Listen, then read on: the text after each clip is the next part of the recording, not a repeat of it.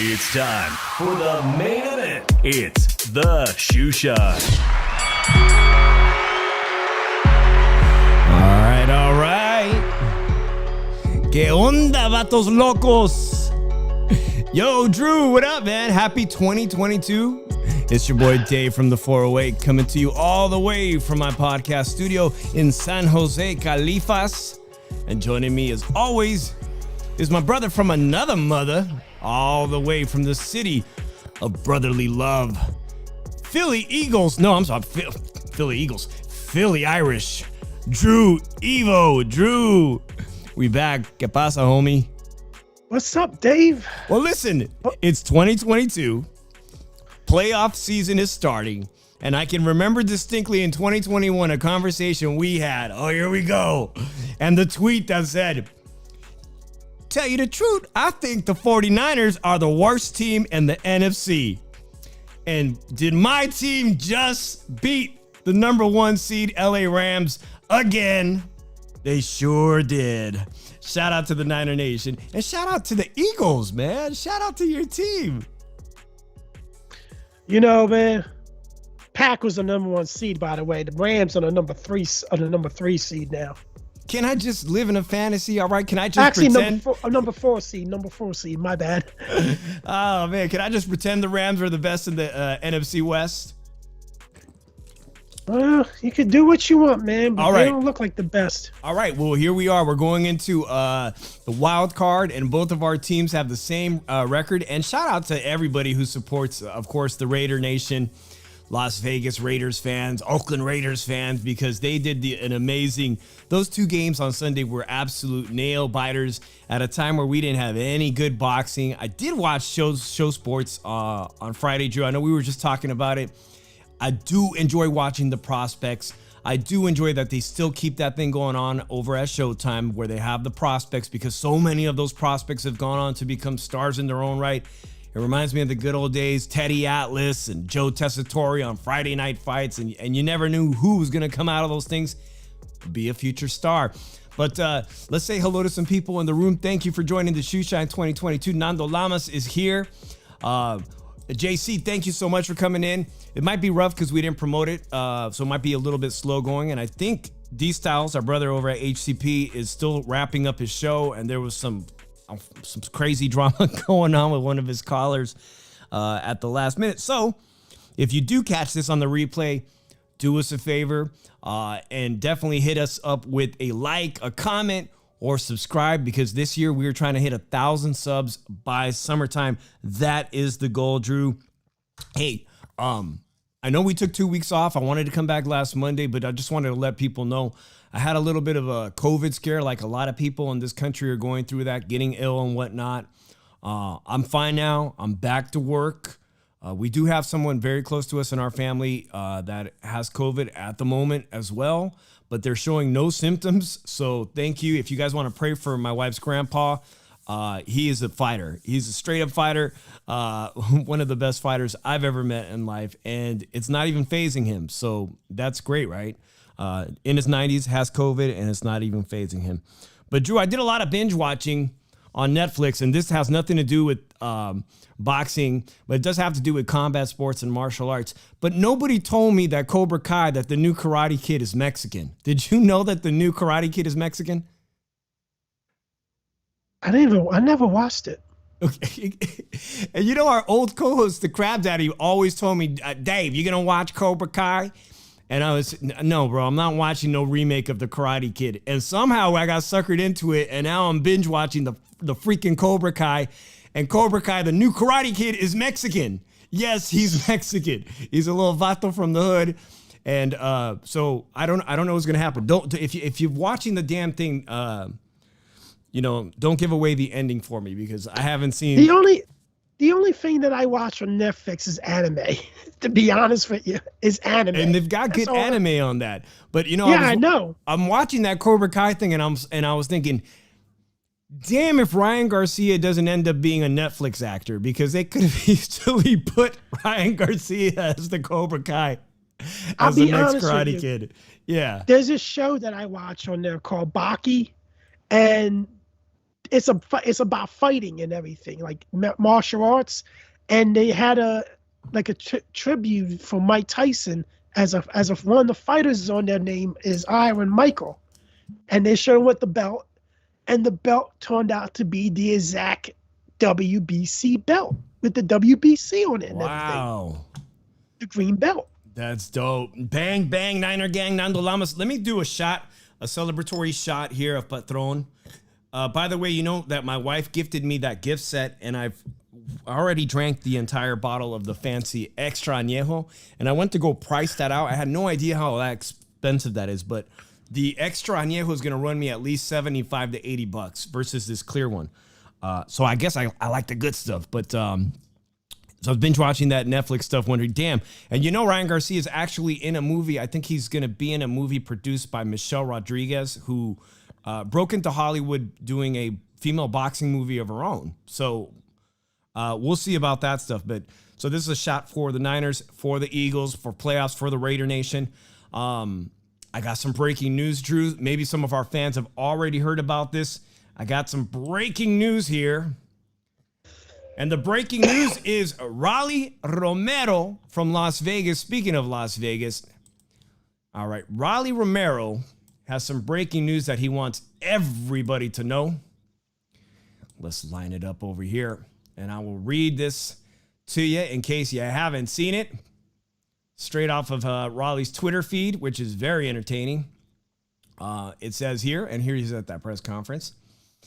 After 3.5 months of my name being slandered with false accusations, having to miss out on opportunities, cheated out of my dream and out of massive amounts of wealth, the investigation into the allegations made against me have been formally closed. Charges were not filed because the allegations could not be substantiated because, as I always stated, I am innocent. I am now the symbol of freedom, purity, and love, known as the boxer formerly known as Rolly. Now, all you hating motherfuckers can suck my fat black dick. Was that a good impression? That was probably the worst Rolly Romero impression. He said some nice things, and then he had to get really graphic, man. You had to get graphic, dude. And if you heard the accusations, man, he's got a thing for his talking about his wang, man. Jeez, so that's the breaking news right there. Rolly Romero, in case you're wondering, case is closed.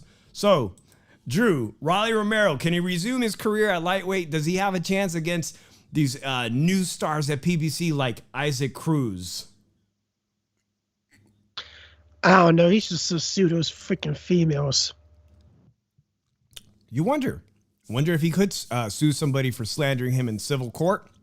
It amounted to nothing. He did miss his opportunity to fight Gervonta Tank Davis. And the women also missed out on an opportunity to wait to sue him, even civilly, because he has no money. In fact, he still asks for money on Twitter occasionally and social media, like he has his Venmo or Zelle account or whatever, and you can send him money. So he needs to get back in there in 2022 and get in there with some of these top PBC fighters. There's a kid that I'm really high and mighty on, and his name is Rayo Valenzuela from Mexico. He fights out of, I believe, California. And he's looked sensational. Rayo Valenzuela this year is going to be making big noise. They don't even talk about Rayo Valenzuela and Tank Davis in the same sentence. I know Isaac Cruz has just had a breakout performance, but we will see. Nando Lama says, What's up with PBC Mayweather keeping Isaac Cruz away from Ryan Garcia? That was some heavy news last week on everyone's social media. All right. Isaac Cruz is promoted by Manny Pacquiao's guy, Sean Gibbons, right? Sean Gibbons says that the offer that Oscar De La Hoya posted on Twitter is all BS. That is, it hasn't amounted to anything. According to Golden Boy, he's offering Isaac Cruz more money than he's ever made in his life, more money than he even made in the fight against Tank Davis. Drew, is that a load of bullshit or what? It is bullshit, but the main thing is Isaac Cruz's people wanted it guaranteed. If Ryan Garcia pulls out, they get paid. And I don't have no problem with it because Ryan Garcia, you can't trust Ryan Garcia not to pull out a fight. Yeah. He's an expert at it. So only thing he's good at. If that's the thing hanging up this fight, man, whether it's 100% or whether they meet somewhere in the middle where it's a 50%, I did get a response from a lot of people on Twitter because I responded to Oscar De La Hoya on Twitter and said, well, why don't we just ask Javier Fortuna what he's doing with all that fortune he made fighting Ryan Garcia? Oh, that's right. The fight never materialized. We'll see how it plays out. Isaac Cruz and Ryan Garcia would be a fantastic fight for 2022 just because Isaac Cruz raised his profile. Everybody who's a casual fan knows who Isaac Cruz is. And a lot of these other guys that are real stars at 135 still have a hard time making their names into the mouths of the common American sports fan, right? It's like this. You can't believe anything that Ryan Garcia says. Point blank. I don't care if you're anti-PBC, if you're anti-Isaac Cruz or anything, you can't. Ryan Garcia has proven again and again that you cannot believe a goddamn word he says because his actions prove it. Yeah. Well, Ryan Garcia hasn't fought yet. We'll see what Oscar De La Hoya can do for him. But Drew, I was talking about with you, I was telling you about this whole COVID situation scare, and already I had a bad feeling I had a bad feeling at the end of December when they started talking about this Omicron crap, that here we go again, that it was going to impact not only our sports world, but most importantly, the sport of boxing, right? And already the first fight, we'd seen the top light heavyweights in action in December. We saw Zurdo. Okay, Zurdo Ramirez, that you're very excited about making his debut at 175 on DAZN. We saw Dimitri Bivol. We saw Arthur Beterbiev. The only missing equation is the American star, the American champion, and that's Joe Smith Jr., who was going to fight. To be honest, I was really looking forward to see him fight this UK guy, Caleb Johnson, because Caleb Johnson is the only guy that I know of that's dropped Arthur Beterbiev. So between sluggers like Joe Smith Jr. and Caleb Johnson, I thought, hey, this could be an evenly matched slugfest. And one that I was really looking forward to. Of course, if you haven't heard, Caleb Johnson tested positive for COVID and had to drop out of his camp. So here's the deal. We are going to be getting this Saturday a fringe. This guy was going to fight. He's basically a club fighter, right? His name is Steve Geffrard, but he's actually ranked in the top 15, which is why they made he's ranked 15th. He just made the cutoff. So it was approved as a last-minute replacement. They're going to go ahead with the card. We're going to see Joe Smith in action against a guy who really probably doesn't have any business in him being in there. But if you read Boxing Scene like I do, Steve Geffrard says this is a chance of a lifetime. This is a dream come true. And he's not going to let this slip away from him, man. He's coming in Saturday to fight, not just to be an opponent, not just to collect a paycheck. His coach is Kevin Cunningham, a well-known name in boxing circles. Drew, we've seen replacement fighters relish at an opportunity like this. This is a dream come true. Do you think this guy has any chance, or this is going to end up looking like a showcase for Joe Smith Jr.? I never saw the dude fight, so I can't really say if he has a chance or not.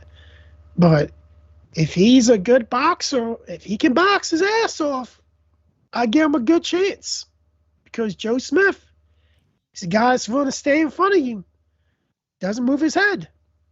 If this guy's a good-ass boxer, I'll give him a hell of a good shot. If he has a good chin, I give him a better shot.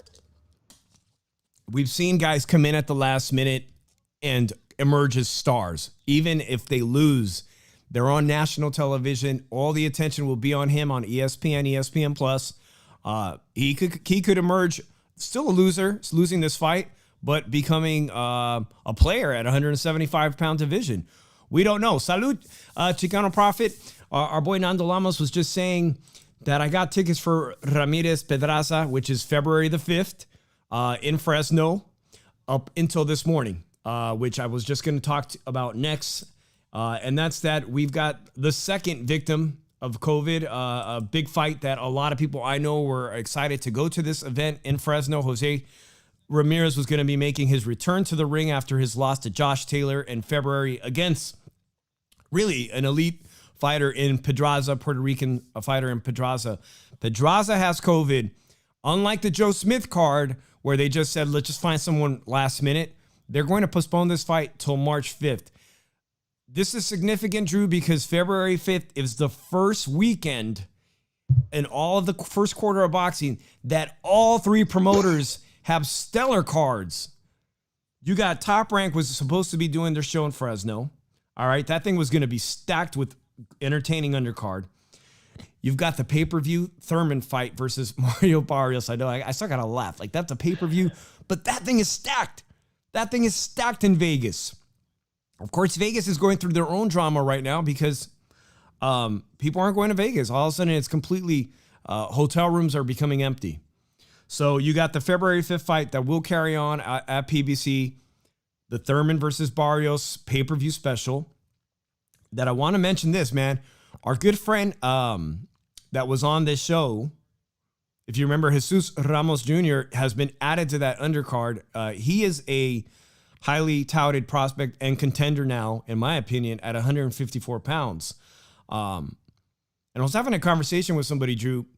It is entirely possible. I just want to ask you guys, on February 5th, it is entirely possible that someone in that card is going to come down with COVID, and they're going to have to be shuffling fighters around. And I was just telling you, Drew, I think it'd be a nightmare if the only guy ready to fight Thurman is Jesus Ramos Jr., who recently fought at 147, has only appeared in one fight at 154, and Barrios, just suppose Barrios gets COVID and has to pull out the week before. Now, I definitely don't think that Al Heyman is going to put a star like Keith Thurman in any risk. We know that Josecito Lopez, who is also on that card, will not get the nod to fight him again because he's already fought him. But I know Josecito Lopez hurt Thurman in their fight with a body shot. So I don't want to imagine that you're going to put in a young kid. But really, I'm not crazy for thinking that somewhere in that card, somebody's going to get sick, Drew. And somebody's going to get shuffled around. Again, the real travesty. Are you going to pay for that? The watch Thurman fight? Got a better chance seeing God before I pay for that shit. Because lately it seems like, hey, well, I haven't even talked about it, but we've already had our big first pay-per-view of the year, and that was a New Year's special with Ortiz. The Ortiz heavyweight was an all PBC heavyweight fight versus Martin. I mean, I had no interest in paying for that. I did see highlights and whatnot, but even at the low price, man, I'm not going to pay for that. I think a lot of people are going to have a hard time swallowing the pill and paying to see Thurman versus Barrios, and they're going to need to sell that fight. Really, you're going to need to see a push in the next 2 weeks. If Tank Davis did under 100,000 in pay-per-views in December, they better come up with something, man. And it's not that it's a bad show. It's just that people are fatigued, man. They're fatigued over paying for pay-per-views. Oh, shit. You see what that pay-per-view did? I saw somebody said that pay-per-view did on the 25,000 buys. Yeah, I did see that. It's unbelievable. It's unbelievable. Everyone's talking about what is the new marquee. What is the definition of a pay-per-view star now? The bench just keeps dropping. Man. I rewatched the replay of that shit, man. And I gotta say, man, I'm not impressed with Frank Sanchez. I'm not impressed at all. He couldn't. But I know you weren't before. He did not look good. He did not look good at all. This past and then he's calling out. Then he's saying that Fury and Usyk are easy work and everything. Come on, Frank. Frank, don't talk. Don't talk because you looked horrible. And you're not a knockout puncher. And you think you're going to outbox Usyk and Fury for 12 rounds? I highly doubt it. I bet any motherfucker that shit. That doesn't happen. Frank Sanchez is a good boxer, but he ain't beating Usyk or Fury. I don't even think he ain't beating the top 5 heavyweights. I'm not even considering Dillian Whyte a top 5 guy because I don't know how the fuck he's a top 5 heavyweight. But he ain't beating nobody as a top 5 heavyweight. I can guarantee you that. Yeah, we've got some heavyweight news coming up. Of course, Tyson Fury is going to fight as mandatory. That is the little thumbnail I made. We'll get to some of that news there with the Dillian Whyte situation and what Dillian Whyte is demanding.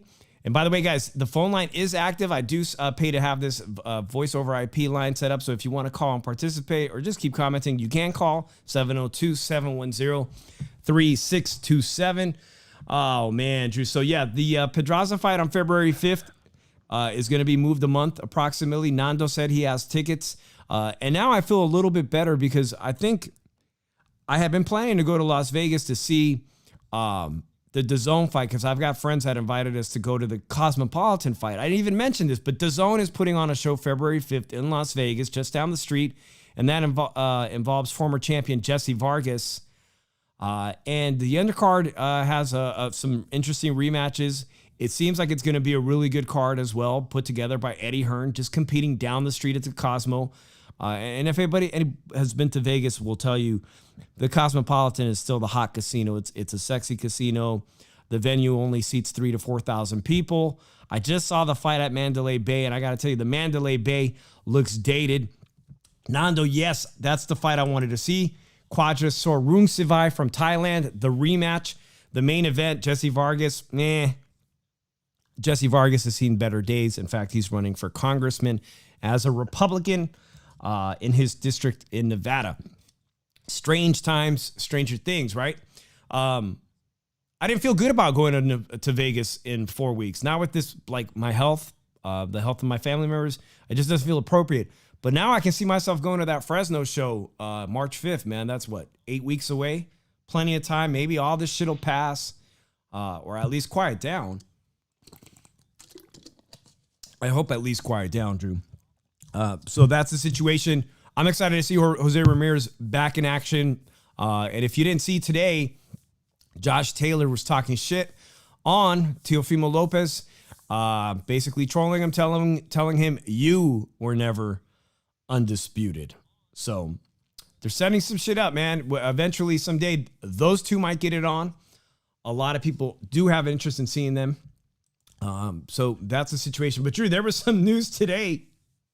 Some fluff, man. I know you hate talking about this guy, but this story cracks me up, man, because today I found out that the cruiserweight champion of the world, IBF cruiserweight world champion, Maurice I'm going to screw up his name. Maurice Briedis. Yeah, let's talk about him. So you know that, what's his name? Jake Paul has made fighters like Tyrone Woodley had to do this whole tattoo situation. This is kind of embarrassing, but IBF cruiserweight champion Brady's supposedly got a tattoo to call out Jake Paul today. And if you see the tattoo, it says Jake's bad karma. All right. He's throwing his hat in the ring. He wants to fight Jake Paul. He is the cruiserweight champion of the world. One of them, remember, Canelo Alvarez wants to fight the other one, supposedly, the WBC champion. Well, you ain't getting that fucking cherry pick. Now, do you guys honestly think this tattoo on his thigh is legit? I mean, it looks like the leg is shaven, and it looks like he's serious, man. Like he wants this money grab, man. People are accusing him of being a money grab. It's kind of one of those shaking my head moments. I mean, it is. He has a better shot at calling out Canelo Alvarez if he wants to fight a cruiserweight. Well, he already did call out Canelo Alvarez. And right before he decided he wanted to fight Makabu. But here's my question: how the fuck was you getting on your fucking thigh? Is really Like, like seriously. Out of all places, you pick your thigh, your leg, your thigh. I don't want to talk about it no more. I'm done talking if about you don't it. want to talk about that, then you're not going to want to talk about this because it took a little bit of while, but Chavez Jr. is warming up to the thoughts. We ended the last, like 3 weeks ago on our last show. I said, is Chavez Jr. going to save us? Well, today, it's been reported, as I'm losing my voice early tonight, on BoxingScene.com, Chavez Jr. has a message for Jake Paul and says, Jake Paul is garbage. I'm going to knock him out. God. And here's the thing. He is so confident, all right? He is so confident that he's going to knock out Jake Paul that he's willing to make this fight winner takes all. In fact, if he loses, he doesn't get any purse at all. He'll just donate his half of the purse to Jake Paul. That is how confident he is. And he says, I'm willing to fight you for nothing. Winner takes all, the entire purse. So now there you have it. It could materialize. It could materialize a lot sooner than we imagine because he sees that other people want this Jake Paul fight. So now he's coming for that money. And we could see it. Nandalama says 1 million buys for Junior Paul. Sadly. But listen, Paul didn't do that good against Paul's numbers weren't that good on this rematch with Woodley. I feel so bad for Chavez's dad. Well, if you think you see all this shit in the so past where he's getting, oh, my son, oh, my God. I would not be surprised. Nothing surprises me with Chavez Jr. If Chavez Jr. lost to a fighter with a record as dismal as Jake Paul's. Nothing. He lost to a guy that's 1-1. And this is Silva. He did. Props to Silva, man. Silva looked pretty crafty in there. Give him a boxing lesson. It's entirely possible this thing could be set up. And I got to say this, man. If the rumors that Canelo wants to fight Charlo or that this fight is being negotiated behind the scenes, today Eddie Reynoso said, wanted to make a statement that there is no negotiation at the moment with any other promotional company or any other fighter directly. And when there is, you'll be hearing it from Eddie Reynoso's words. Now, we talked about Virgil Ortiz. Him and his dad were pissed the fuck off at Michael Cappinger over at ESPN because Michael Cappinger was reporting news that was false. If you remember, he was coming out saying, I've got my sources, and he breaks stories before he can even report credibly. So the same shit happened again, and all of Twitter and social media is loving the idea that Canelo's going to fight Charlo, the 160-pound middleweight champion of the world, for Cinco de Mayo. I think it's a much better fight than what was being proposed with the cruiserweight situation. What are your thoughts on that? That little fucking prick. Who? Carpenter. Oh, okay. Carpenter. I'm like, oh, who's the prick? Yeah, man. I'm not hating on this fight. I want to see that fight. I'll be honest with you. That Charlo fight is actually going to be a real box office success. People have been clamoring for Canelo to fight an African-American fighter. There's all these narratives going around that Canelo doesn't fight black fighters at the peak of their game. Well, if it's true that this fight is going to possibly be held for May, Cinco de Mayo, I find it a lot more interesting this belt grab at cruiserweight against this weaker division champion, Makabu, at cruiserweight. Reynoso saying it's not even being talked about. He'll let you know. Reynoso saying, don't listen to this idiot Mike Hoppinger. I'll let you know. It could very well be being negotiated. But I'll tell you what, if they don't do it Canelo's missed some of these big dates. Cinco de Mayo, he's missed September 16th a few times in a row now. I really need Canelo to make it happen. Las Vegas, really, not even just Las Vegas, man. Because to be honest, Charlo's from Texas. And if those two put on a show again in Texas, that thing is going to be a huge live gate. I mean, they already did 60,000 plus. It's going to sell well. American fight fans, Mexican fight fans are going to eat it up for Cinco de Mayo. But if they sleep on that, like the Caleb Plant fight that took forever and didn't happen until November, this punk, Jake Paul, might just fucking make it happen, man. Jake Paul might just fight Chavez on Cinco de Mayo. Don't put it past them to organize something like this, man. Don't put it past them. Not only that, you know, Chavez Jr. still has a lot of appeal in Mexico. So I really hope, for the sake of boxing fans, that Canelo Alvarez gets it together this year and makes it happen and has all the negotiating done for Cinco de Mayo, man. What's your thoughts on that? It will probably sell, unfortunately. Which I never hope a Jake Paul fight sells because it's a freaking joke. Chicano, yeah. But end of the day, there's gotta be better fights being. There's gotta be fights being made.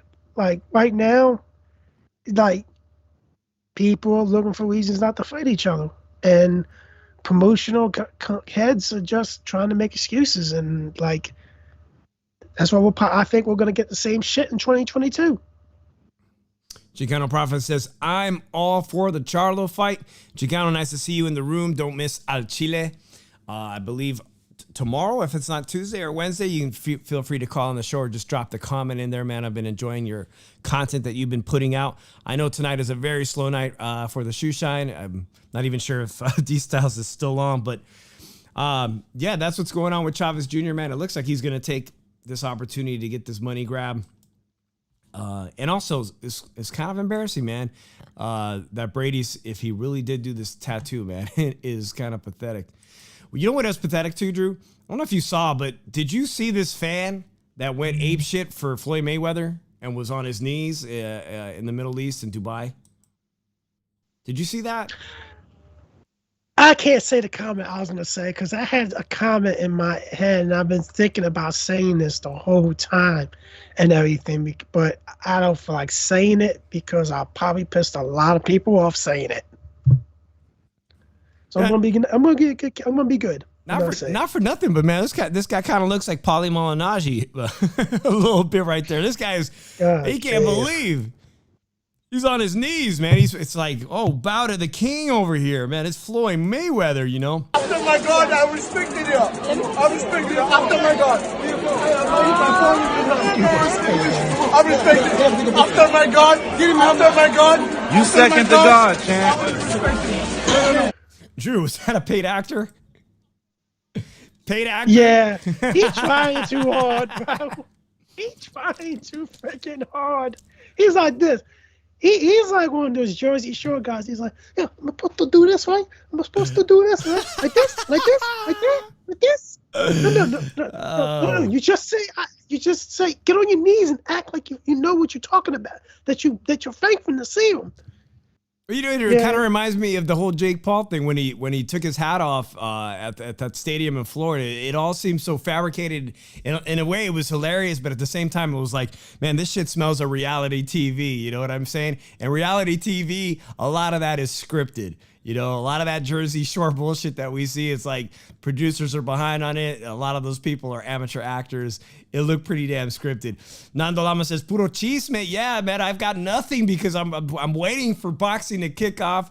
All we got is the gossip. Chicano Prophet says, yeah, bro, we are rescoring Marquez 1 and 2. Of course, that those first two fights are, all four of them were amazing. And absolutely, number 4 needed no rescoring. Let's just remember that. Number 4 did not need no scorecard. What's up, Drew? You know what? I'm really this situation with Fury and Whyte. It's just, I'm getting sick and tired of hearing about it. Like, are you guys gonna fight or what? Because tell you the truth, when you got Dillian Whyte. Oh, yeah. Claims that I deserve 45%, which, God, how the hell do you deserve 45%? Well, you went 1-1 in your last 2 fights, and you were knocked out cold by Alexander Povetkin. A 40-year-old guy, you were knocked out cold in the middle of the ring. As Mike was saying after that happened. What's that? Who got knocked out? Dillian Whyte. You got knocked the fuck out, man. Okay. So at the end, I even called that prediction right, exactly right. I called for a 5th round KO Povetkin, and I actually, that was one of my fights that I actually got right last year actually. But now I'm sorry.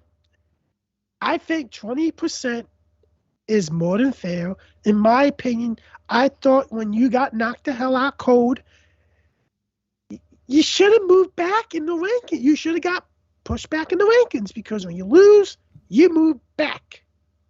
But you didn't. You still kept your spot, but you had to win your belt back in order to be considered for your next fight.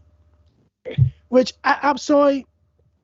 I know that Waddle ducked him a couple years ago and everything, that he's been the mandatory for years and everything, because the WBC is a joke and everything, but it's your responsibility to win.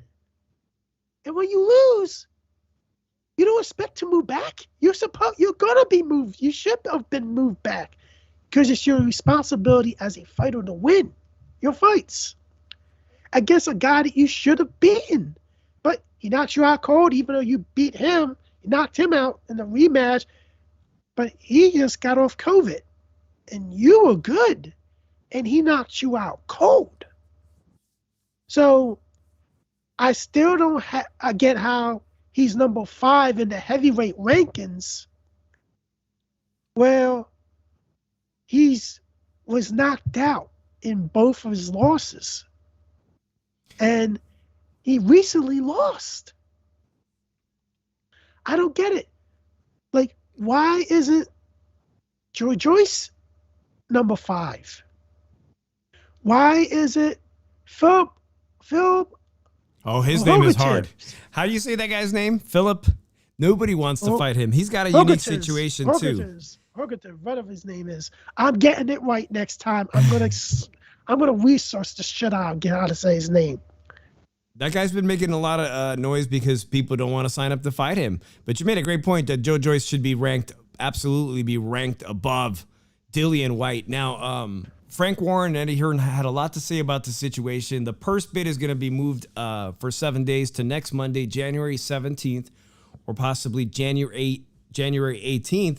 And they pointed out to the situation, the WBC, the way things were handled with Canelo Alvarez and Billy Joe Saunders, that to make that fight happen, that nobody, not even an interim champ, is going to get 45% against Canelo Alvarez.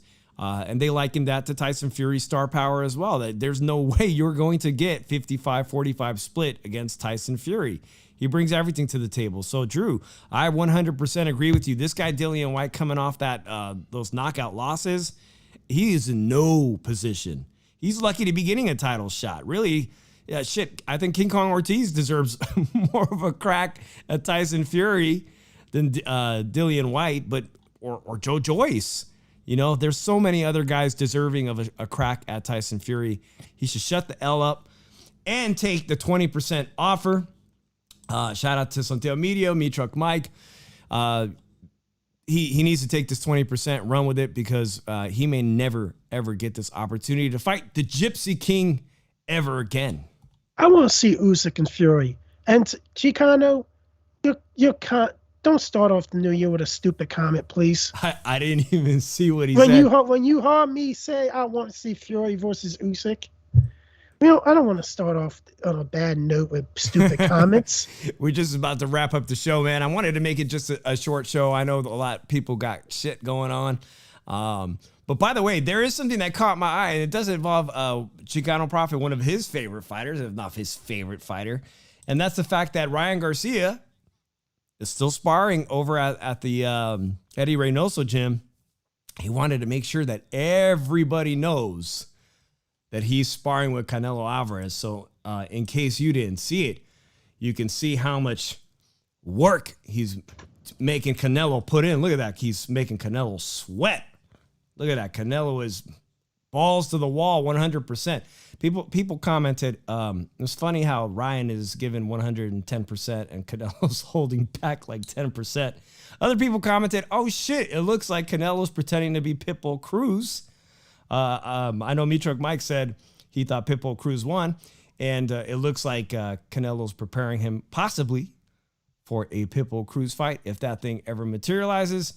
Other people commented they have no clue why Eddie Reynoso hasn't kicked out Ryan Garcia out of the Eddie Reynoso camp. So, I don't know, man. We will see. We will see. Chicano Prophet with the Irish emoji. Yeah, the Lucky Charms emoji. Me Truck Mike says, do you have any thoughts who will fight Cinco de Mayo, Dave? We were just talking about it just a minute ago. It's really up to Canelo Alvarez if he's going to make the negotiations happen, because at this point, even Keith Thurman today, Keith Thurman, who's going to fight February 5th, said Canelo Alvarez holds all the cards. He has the right to pick whoever he wants to fight. And the other person's basically got to sign. Now, Charlo, if he's going to be offered a fight, hey, I think he deserves to get paid as much as Caleb Plant. Close to it.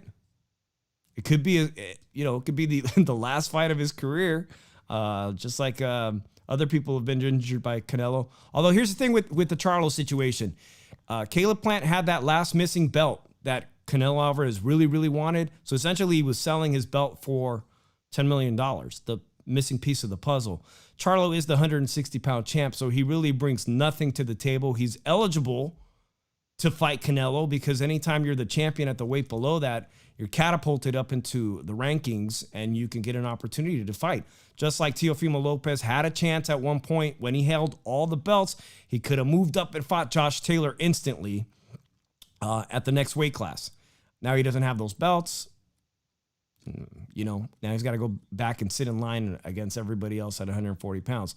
But I really hope to see that. I just don't think if Canelo fights Charlo, it's going to happen in Las Vegas because Charlo has such a huge following in Texas, as does Canelo Alvarez.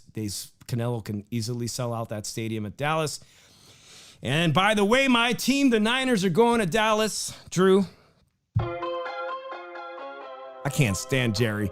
You know that guy, the owner of the Dallas Cowboys? For all my football fans, he told the NFL commissioner that the LA Rams stadium, that they should move the Super Bowl because California's got too many restrictions.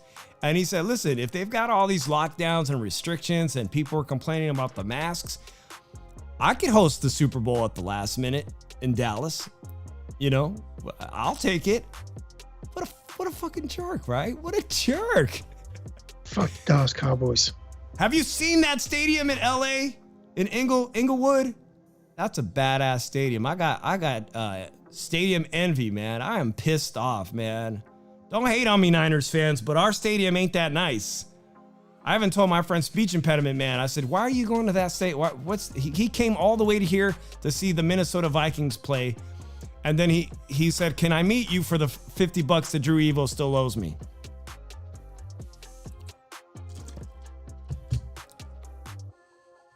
Rest in peace to Bob Saget.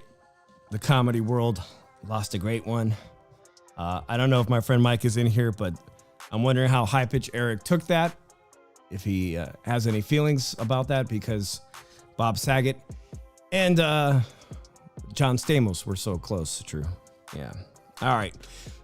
I'm looking forward to our official boxing thing season getting underway.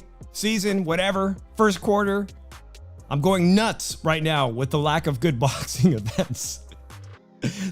Santiago Almeida says the stadium SoFi is so nice. I went 2 weeks ago, Chargers over Broncos. Jealous, bro. I'm jealous. And by the way, if you go to that fight in Fresno March 5th, I might see you there. Drew Evo.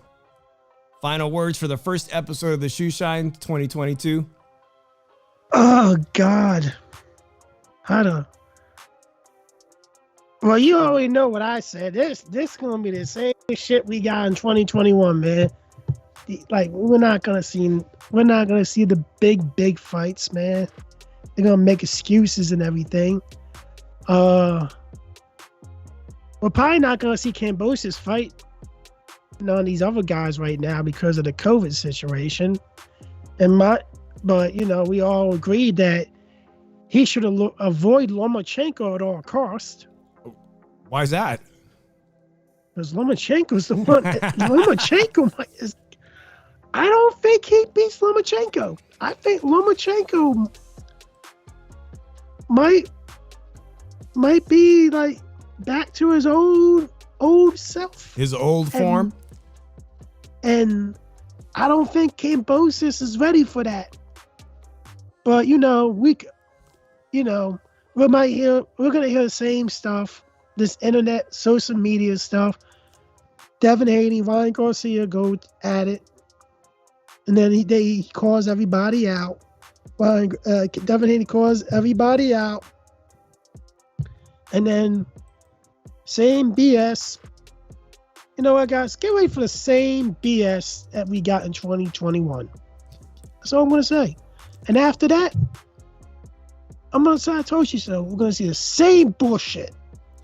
Let me say hello real quick. I know we're wrapping up the show. We wanted to end by 8:30, but thank you for stopping by. Maybe just give us a like and a comment. Nopal Boxianos, thank you for coming by, bro. I missed the show. What up, Drew and Dave? Nancy from the Boxing Republic. Glad to have you. First time seeing you on my chat. Thank you so much for it. It was a great time on the roundtable. Despite what happened, go back and watch the roundtable if you didn't see the roundtable on Joe Beeb's show. Yeah. So we had my man Maestro against Carlo Ben Fanboy. Who's that? I have no idea what that was. Man, I have no idea what that. I just popped in at the wrong time, wrong place at the wrong time, man. You're better than me, Dave. I'll tell you that right now. You are really better than me because I would have handled that a different way.